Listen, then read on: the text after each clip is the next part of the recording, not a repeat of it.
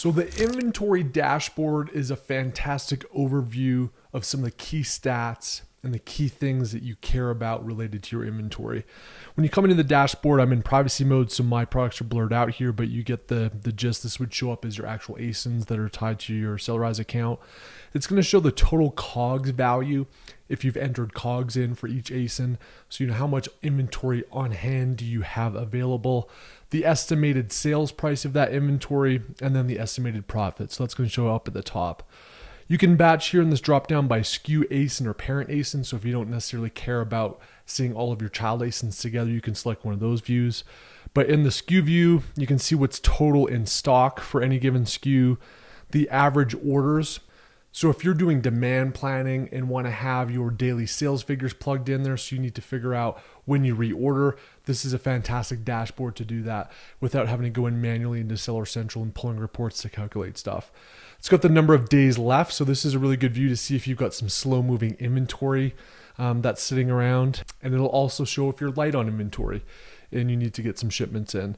It's going to have the COGS value, the estimated sales value, the profit value, the COGS if you've entered it.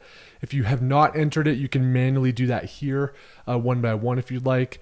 And then it's going to show the ROI percentage. So a fantastic view to see how profitable the inventory is at your given sales price and at your given COGS level. And then it's going to show your size tier as well as your anticipated storage fee for those items. So again, this one that's a little slower moving, I'm incurring some pretty big storage fees, so it gives me a good signal to that, and then it'll show me here down the line what my storage fees are for all of the other ASINs.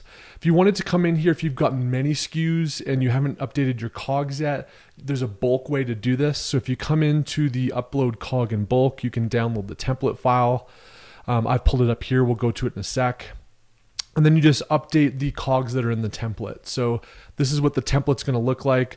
I've genericized this, but this will have your actual Amazon SKU here, as well as the product name on Amazon, and then the COGS that are currently in the Sellerise system. So it'll sync to your Seller Central account, assuming you've done that. It'll pull all the ASIN data, and then all you need to do is just come down the line here and enter your actual COGS value. You save that file, you come back here, and then you just upload your file, and then it will automatically upload and give you all the new stats in both the inventory tab and any other financial element or dashboard where COGS matter. So that's the inventory tab, a really good overview of what matters when you're paying attention to your various SKUs and your various inventory stats and levels.